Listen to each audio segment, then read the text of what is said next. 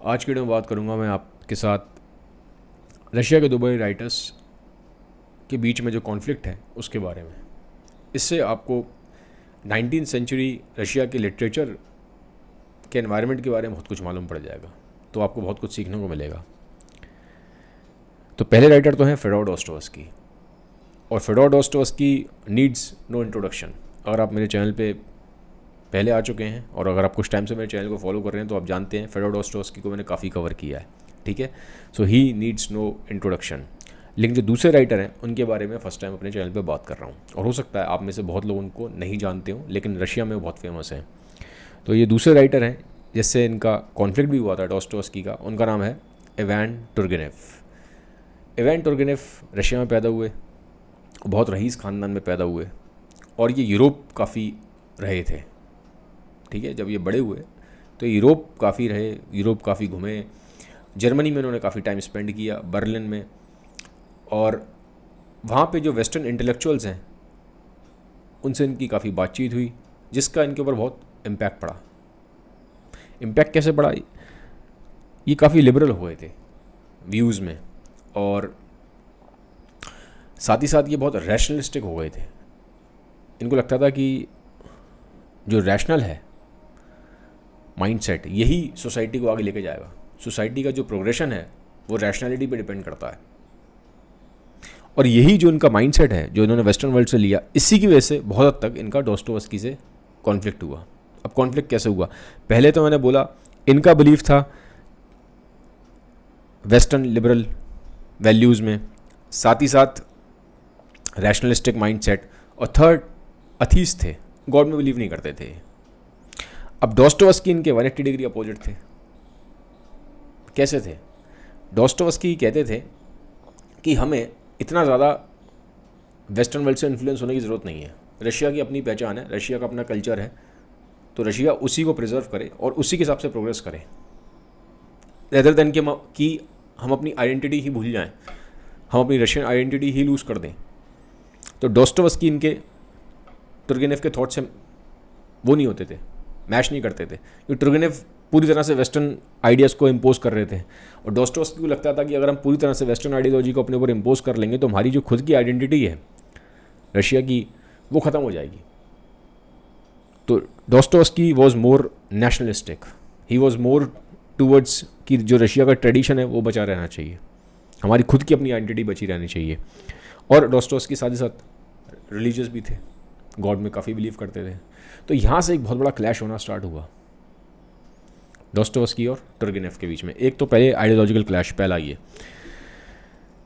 Second क्या था कि दोस्तोयेव्स्की ये कहते थे कि क्योंकि ये रईस हैं तुर्गेनेव, ठीक है, तो इनको जो सर्फ हैं, जो किसान हैं, उनके बारे में ज़्यादा पता नहीं है। एक दो बार ये मिले हैं हार्डली, तो उसी से इन्होंने एक जनरल आइडिया बना लिया है किसानों की लाइफ का, बट ये जानते नहीं हैं क्योंकि ये तो बहुत वेल्दी हैं, इनका तो इतना पाला पड़ा ही नहीं कभी किसी गरीब किसान से, तो ये बहुत हद तक उसकी डेप्थ को नहीं जानते, ठीक है। अब क्यों दोस्तोयेव्स्की ऐसा कह रहे थे? क्योंकि तुर्गेनेव बार बार इस चीज़ को लेके, जो सर्फ हैं, जो सर्फडम है वहाँ पे, ठीक है, एक तरीके सर्फडम क्या था, जो मान लीजिए वहाँ जो गरीब किसान है उसके ऊपर जो एक्सप्लॉयटेशन हो रहा था उसको सर्फडम बोलते हैं, और तुर्गेनेव ने बार बार इसको बोला था कि इस चीज़ को यहाँ ख़त्म करना चाहिए, ठीक है। अब इस चीज़ के बारे में तो सुनने में अच्छा लगता है, बट वो अपने वेस्टर्न आइडियोलॉजी के हिसाब से चाहते थे कि सर्फडम ख़त्म हो, वेस्टर्न आइडियोलॉजी के हिसाब से वो उसका सॉल्यूशन निकालने की कोशिश कर रहे थे।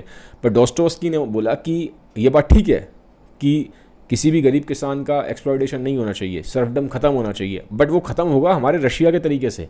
आप वेस्टर्न आइडियोलॉजी को इम्पोज नहीं कर सकते, क्योंकि आप इन डेप्थ में एक गरीब किसान की लाइफ के बारे में, उसकी प्रॉब्लम्स के बारे में, उसकी साइकोलॉजी के बारे में आप जानते ही नहीं हैं, क्योंकि आप तो वेस्ट में रहते हैं।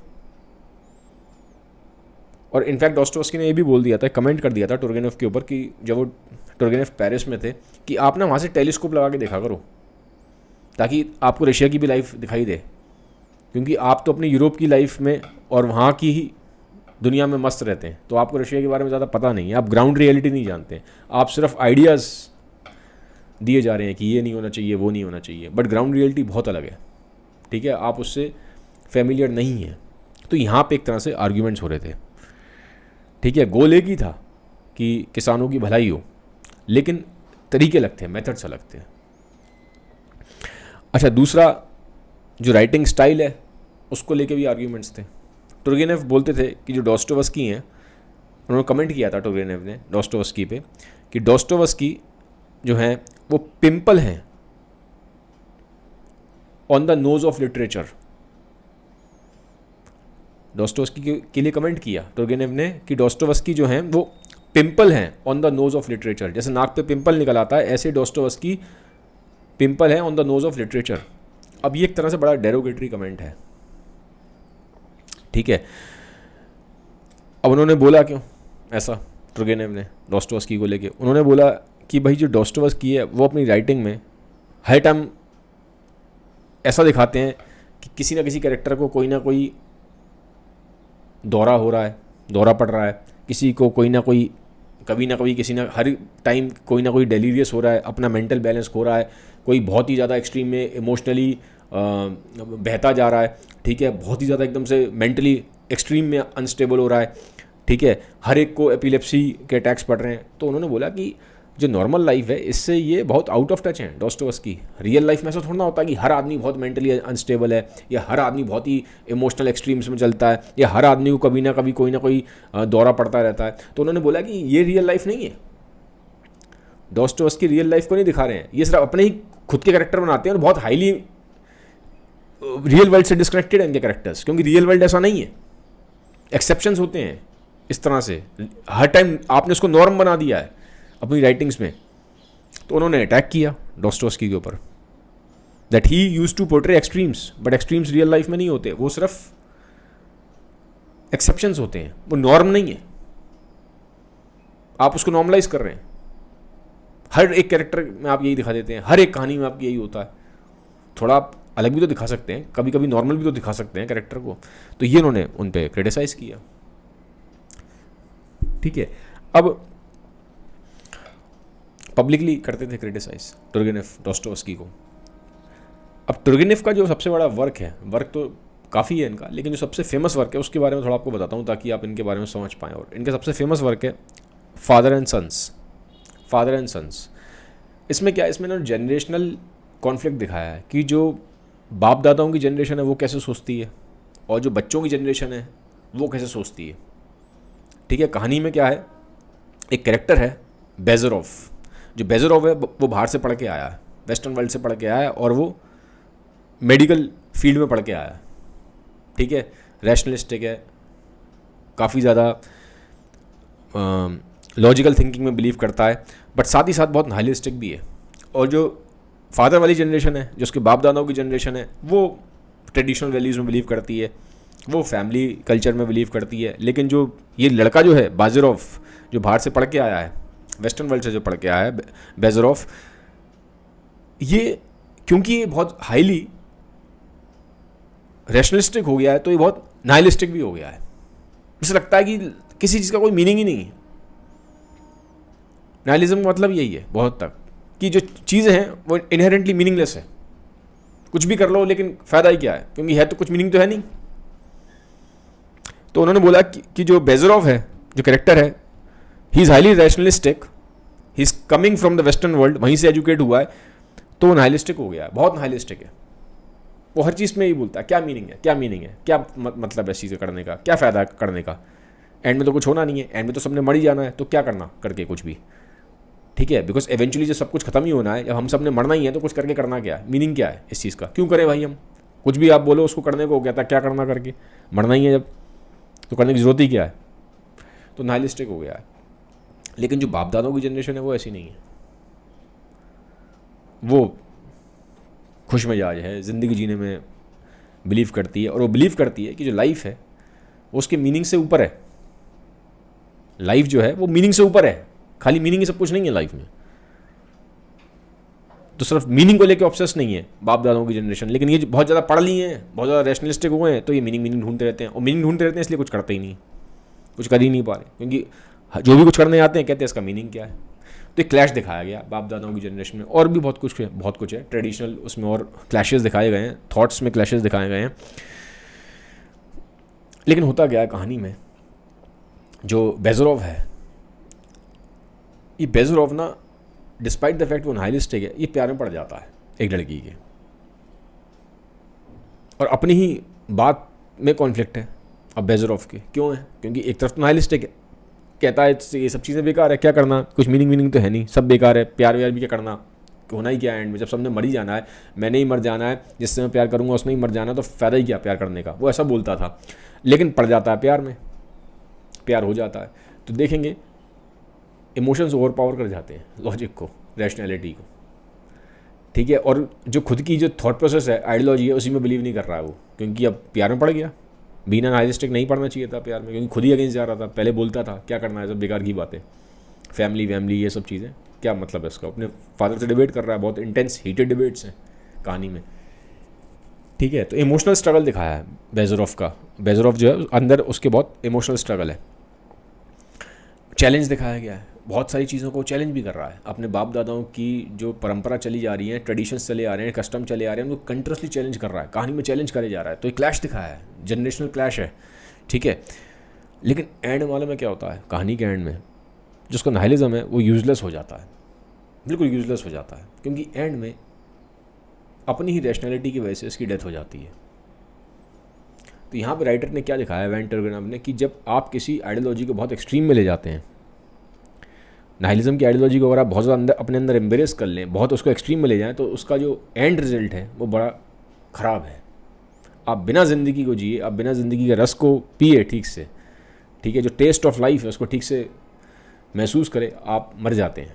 तो ये एक बहुत बड़ी बेवकूफ़ी है किसी भी आइडियोलॉजी की, जब आप एक्सट्रीम में लेके जाते हैं, ठीक है। स्पेशली जो नाइलिज्म वाली आइडियोलॉजी है, ये हाईली सेल्फ डिस्ट्रक्टिव है, और उन्होंने ये दिखाया है बेजरोव के थ्रू कि इसका जो एंड रिजल्ट है वो हाईली डिवेस्टेटिंग है, क्योंकि बेजरोव की डेथ हो रही है अपनी ही आइडियोलॉजी और अपनी ही रैशनैलिटी की वजह से, ठीक है। सो बिलीव इन कम्प्लीटली, जब आप इस तरह की आइडियोलॉजी में बिलीव करते हैं तो क्या होता है, हर्ष यहाँ पे इवान टर्गेनेव दिखा रहा है। नाइलिज्म की जो आइडियोलॉजी है उसको उसने एक तरीके से सीधा सीधा हिट किया है ऑथर ने कहानी में, ठीक है। पावरफुल बुक है, इनका मैग्नम ओपस है, सबसे फेमस वर्क है इवान टर्गेनेव का, फादर एंड सन्स, ठीक है।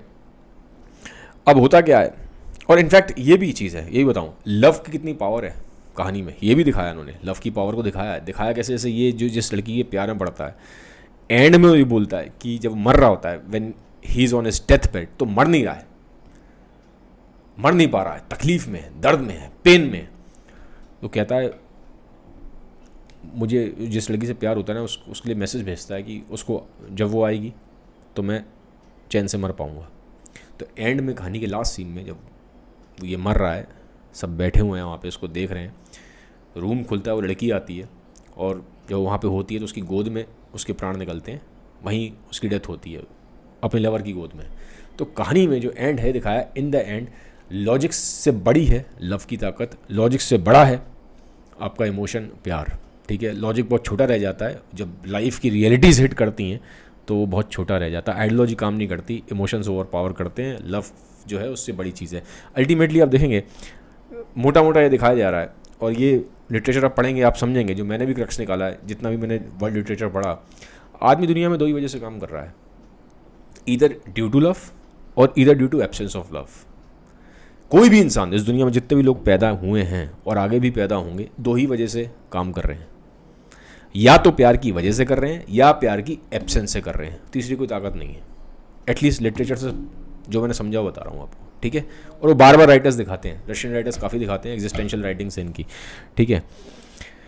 अब वापस आ जाते हैं, तो इवान टर्गेनेव बताया, अब जब इवान टर्गेनेव ने डॉस्टोवस्की को कंटिन्यूसली पब्लिकली क्रिटिसाइज़ किया कि डॉस्टोवस्की ऐसा है, मैंने बोला आपको, उसको बोल दिया कि नाक पे पिंपल होता है वैसे है लिटरेचर की वर्ल्ड में, तो डॉस्टोवस्की ये है वो है, तो डॉस्टोवस्की ने क्या कि डॉस्टोवस्की पे क्या असर पड़ा इसका। पहला तो डॉस्टोवस्की को इनसिक्योर फील होना शुरू हुआ, जी हाँ, क्योंकि टर्गेनेव बड़ा आदमी था, हैसियत बड़ी थी, पैसे वाला था, और पैसे से पावर आ जाती है, आप इन्फ्लुएंस तो आता ही है सोसाइटी में। तो और बड़े बड़े राइटर्स जो थे वो भी टर्गेनेव को मानते थे, ठीक है। तो और डॉस्टोवस्की अभी उतना मतलब चढ़ाई चढ़ रहा था, अभी डॉस्टोव्स्की इतना बड़ा नाम बना नहीं था, तो डॉस्टोव्स्की को कहीं ना कहीं थोड़ा सा इनसिक्योर फील होना स्टार्ट हुआ जब साथ के उसके फेलो बीन्स हैं उन्होंने भी बोलना स्टार्ट करा कि भाई टुर्गेनेव ने तुम्हारे बारे में ये बोला है। तो डॉस्टोव्स्की को भी लगा यार कुछ तो ध्यान रखना पड़ेगा, मुझे ऐसा बोला जा रहा है मुझे, तो I should improve my work. तो थोड़ा इनसिक्योरिटी की फीलिंग आई और इन्होंने अपने वर्क को इम्प्रूव किया। ठीक है, पहली चीज़। सेकंड, डॉस्टोव्स्की ने भले ही उनसे उनका ग्रजेस थे, लेकिन डॉस्टोव्स्की गैम्बलिंग करते थे, सट्टा लगाते थे, तो पैसे उन पर कम रहते थे और टुर्गेनेव पैसे वाले थे। तो डॉस्टोव्स्की एक बार पैसे लेने गए टुर्गेनेव से और टुर्गेनेव ने पैसे उनको दे भी दिए। अब डॉस्टोव्स्की को अंदर ही अंदर बड़ा अपने ऊपर गुस्सा भी आ रहा था कि यार अगले बंदे ने मेरी पब्लिकली बेइज्जती की और मैं पैसे लेने चला गया उससे, तो अपने आप को कोसते भी रहे। ठीक है, और फिर बाद में डॉस्टोव्स्की ने ना किताब लिखी थी डीमंस, ठीक है, नॉवल थी। डीमंस में एक कैरेक्टर बनाया डॉस्टोव्स्की ने, कर्माजनोव जो कैरेक्टर है वो बिल्कुल टुर्गेनेव पे है। तो एक तरीके से उन्होंने कैरेक्टर के थ्रू टुर्गेनेव को रिप्लाई दिया। ठीक है, तो ये डॉस्टोव्स्की का तरीका था टुर्गेनेव को रिप्लाई देने का, कि जो उन्होंने कैरेक्टर बनाया डीमंस नॉवल में कर्माजनोव, वो बिल्कुल वैसा है टुर्गेनेव की तरह, कि वेस्टर्न वर्ल्ड से पढ़ के आया है, रैशनलिस्टिक है, लिबरल थॉट प्रोसेस का है, और इस तरह से इम्पोज करने की कोशिश कर रहा है अपने आइडियोलॉजी को रशियन मासेस पे, रशियन यूथ को इन्फ्लुएंस करने की कोशिश कर रहा है अपनी आइडियोलॉजी से। बट एंड में दिखाया कि जो कर्मेजनोव है, जब बातें तो बहुत बड़ी बड़ी कर रहा है और यूथ इन्फ्लुएंस भी हो रहा है उसके आउटर अपीयरेंस से, लेकिन जब एक्शन की बारी आ रही है तो कर्मेजनोव भाग जाता है रशिया छोड़ के। तो एक तरीके से सटायरिकल अटैक था, एक तरीके से उन्होंने क्रिटिसाइज कर दिया एक सटल वे में टुर्गेनेव को अपने कहानी के इस कर्मेजनोव कैरेक्टर के थ्रू। ठीक है, तो ये चलता रहा दोनों के बीच में, और ये लाइफ लॉन्ग ना इनके बीच में ये रहा, ग्रजेस रहे, क्योंकि बेसिक आइडियोलॉजीज में डिफरेंस था। ठीक है, क्योंकि मोटा मोटा सबसे बड़ा डिफरेंस तो यही था कि वो वेस्टर्न वर्ल्ड के हिसाब से चाहते थे रशिया चेंज हो, लेकिन डॉस्टोव्स्की कहते थे कि नहीं, रशिया की अपनी आइडेंटिटी है, अपना कल्चर है, हम उसके हिसाब से चेंज नहीं होंगे, वेस्टर्न वर्ल्ड के हिसाब से हम अपने हिसाब से चेंज होंगे, हम अपनी कल्चर को लूज़ नहीं करेंगे। तो ये सबसे बड़ा रीज़न था क्लैश का। तो ये लाइफ लॉन्ग रहा। लेकिन एंड में, मतलब बहुत लेटर स्टेजेस में, डॉस्टोव्स्की से डेथ से कुछ साल पहले, ठीक है, 1880 में मॉस्को में जो अलेक्जेंडर पुश्किन है, जिनको रशिया का सबसे बड़ा पोइट बोला गया, इनको भी मैंने कवर किया है, अगर आप नहीं देखा तो मेरे चैनल पे देख सकते हैं। अलेक्जेंडर पुश्किन को मैंने कवर किया, रशिया के ग्रेटेस्ट पोइट माने गए हैं अलेक्जेंडर पुश्किन। तो इनका जो मॉन्यूमेंट है, एक बड़ा स्टैचू था, उसका उद्घाटन होना था, इनॉग्रेशन होना था, तो वहाँ पे डॉस्टोव्स्की को बुलाया गया, टुर्गेनेव भी थे। डॉस्टोव्स्की ने वहाँ पे एक स्पीच दी और वो स्पीच बड़ी ज़बरदस्त स्पीच थी, पुश्किन की बहुत तारीफ़ करी, पुश्किन को बहुत लाइक भी करते थे, डॉस्टोव्स्की बहुत लाइक करते थे, दीवाने थे। ठीक है, बचपन में तो बड़े दीवाने थे, पुश्किन को पढ़ के बड़े हुए थे डॉस्टोव्स्की। तो आज उनके हीरो का जब मॉन्यूमेंट का उनको इनॉग्रेशन करने का मौका मिला तो बड़ी अच्छी पब्लिक स्पीच दी, बड़ी तारीफ़ की उन्होंने पुश्किन की, तो पब्लिक बड़ी इंप्रेस हुई। और साथ ही साथ उन्होंने टुर्गेनेव की भी बहुत तारीफ़ करी। जी हाँ, टुर्गेनेव की को अप्रिशिएट किया उन्होंने उस पब्लिक स्पीच में, और इतने अच्छे से अप्रिशिएट किया था टुर्गेनेव को कि टुर्गेनेव वहाँ पे खड़े थे उस टाइम पे, वहीं पब्लिक के बीच में ही थे, वहाँ पे थे मीटिंग में। तो टुर्गेनेव की आंखों में आंसू आ गए, इतनी इमोशनली मूविंग थी उनकी स्पीच डॉस्टोव्स्की की। तो वहाँ से कहते हैं कि इनका थोड़ा रिकनसाइल होना स्टार्ट हुआ, जो उनके ग्रजेस थे वो कम होने स्टार्ट हुए थे। ठीक है, और वैसे भी लाइफ के जब आप बहुत एंड के स्टेजेस में पहुँच जाते हैं तो आदमी ये सब रखता नहीं है, ग्रजेस वगैरह, ठीक है, रखने भी नहीं चाहिए। तो इस तरह से इनका आप देखेंगे एंड में जाते जाते थोड़ा रिकनसाइल हो जाता है, थोड़ा चीज़ें ठंडी पड़ जाती हैं जो उनका आपस में ग्रजेस थे। अब टुर्गेनेव के बारे में आपको बताऊं, ये तो डॉस्टोव्स्की और टुर्गेनेव का ख़त्म हुआ, थोड़ा टुर्गेनेव के बारे में आपको और बताता हूँ। तो एक तो मैंने बताया आपको टुर्गेनेव ऑफ डॉस्टोव्स्की के बारे में, अब टुर्गेनेव और टॉल्स्टॉय के बारे में बताता हूँ इसी वीडियो में थोड़ा सा, ठीक है, क्योंकि अलग से उसके लिए क्या वीडियो बनाऊंगा, इसे यहीं बताता हूँ। टॉल्स्टॉय से भी इनका ग्रज था टुर्गेनेव का, और टॉल्स्टॉय और टुर्गेनेव दोनों ही वेल्दी फैमिली से थे। ठीक है, डॉस्टोव्स्की तो हम्बल बैकग्राउंड से थे, बट जो ये टॉल्स्टॉय थे ये खुद अरिस्टोक्रेटिक बैकग्राउंड से थे, वेल्दी बैकग्राउंड से थे, और इन दोनों का भी क्लैश हुआ। टुर्गेनेव टॉल्स्टॉय से 10 साल बड़े थे। अब हुआ क्या था कि एक दिन दोनों साथ जा रहे थे, दोनों ही वेल्दी बैकग्राउंड से थे। शुरू में मैंने बोला था, पहली बार जब मिले थे तो थोड़ा सा दोस्ती वगैरह हुई इनकी, ठीक रहा रिलेशन। तो एक दिन दोनों यूरोप जा रहे थे, कहीं पेरिस वगैरह जा रहे थे। तो जब ट्रेन में जा रहे होते हैं तो टॉल्स्टॉय इनको बोल देते हैं टुर्गेनेव को कि तुम्हारी जो राइटिंग्स हैं बड़ी बोरिंग है। ठीक है, तो इस तरह से इन पे कमेंट कर देते हैं। ठीक है, और बाद में टॉल्स्टॉय इस चीज़ पर भी कमेंट करते हैं कि तुर्गेनेव जो जिस तरह से अपने डॉटर को रेस कर रहे हैं, अपब्रिंगिंग जो दे रहे हैं अपनी डॉटर को, वो ठीक नहीं दे रहे, सही नहीं है। तो टॉल्स्टॉय ने पर्सनल अटैक कर दिया था तुर्गेनेव पे। अब तुर्गेनेव को ये चीज़ ख़राब लगी कि यार ये तो गलत बात है, आप मेरे पे पर्सनल रिमार्क क्यों कर रहे हैं, पर्सनल अटैक क्यों कर रहे हैं मेरे पे इस तरह से, आपको क्या हक है ये बोलने का कि मैं अपनी डॉटर को ठीक से रेज नहीं कर रहा, अपब्रिंगिंग ठीक नहीं दे रहा। तो ये बात उनको बड़ी बुरी लगी, तो काफ़ी हीटेड आर्ग्यूमेंट्स हुए, काफ़ी डिस्प्यूट हुआ दोनों के बीच में। एंड में बात इतनी बढ़ गई कि बात आ गई ड्यूअल तक। टॉल्स्टॉय ने चैलेंज कर दिया कि आप मेरे से ड्यूअल कर लो। रशिया में ड्यूअल होता ही है, मैंने आपको बताया था, दोनों खड़े हो जाते हैं सामने ऐसे पिस्टल लेके, एक दूसरे पे फिर गोली चलाते हैं। ठीक है, अलेक्जेंडर पुश्किन जो है, जिनके बारे में बता रहा था वीडियो में, उनकी डेथ भी इसी से हुई थी ड्यूअल में। तो टॉल्स्टॉय चैलेंज कर देते हैं जब बहुत हीटेड आर्ग्यूमेंट हो जाता है तुर्गेनेव को कि आ जाओ ड्यूअल कर लो। लेकिन बाद में क्या होता है कि फिर वो होता नहीं है ड्यूअल, और टॉल्स्टॉय को काफ़ी ख़राब भी लगता है कि उन्होंने ऐसा किया, बाद में रिग्रेट करते हैं। अराउंड 17 साल के बाद, 17 साल तक इनकी बात नहीं हुई। जब ये ड्यूअल के लिए चैलेंज किया ना टॉल्स्टॉय ने उनको, तो 17 ईयर्स तक दोनों ने बातचीत नहीं की थी। 17 साल तक बात नहीं हुई। 17 साल के बाद जब टॉल्स्टॉय को लगा यार अब मुझे बात करनी चाहिए, गलती मेरी भी थी, मुझे ऐसे कमेंट नहीं करना चाहिए था, मुझे ऐसे चैलेंज नहीं करना चाहिए था ड्यूअल के लिए, है तो यार फेलो राइटर ही, ठीक है। तो इतने सारे साल जब बीत गए तो टॉल्स्टॉय एक लेटर लिखते हैं तुर्गेनेव को कि भाई ये जो हो गया छोड़ो उसको यार, ठीक है, अब ख़त्म करते हैं इसको ना झगड़े को। और कहा जाता है कि मैंने बोला था तुर्गेनेव 10 साल बड़े भी थे टॉल्स्टॉय से, तो अब तुर्गेनेव बूढ़े हो चुके थे, तब तक मरने का उनका टाइम आ गया। इनफैक्ट जब वो मर रहे होते हैं ना तुर्गेनेव, तो मरते टाइम वो बोलते हैं टॉल्स्टॉय को कि टॉल्स्टॉय, लास्ट वर्ड्स उनके यही हैं तुर्गेनेव के कि Tolstoy my friend you should return to literature, मेरे दोस्त तुम लिटरेचर की तरफ वापस आओ। तुर्गेनेव के लास्ट वर्ड्स हैं ये डेथ बेड पे, टॉल्स्टॉय को उन्होंने एड्रेस किया। अब क्यों किया?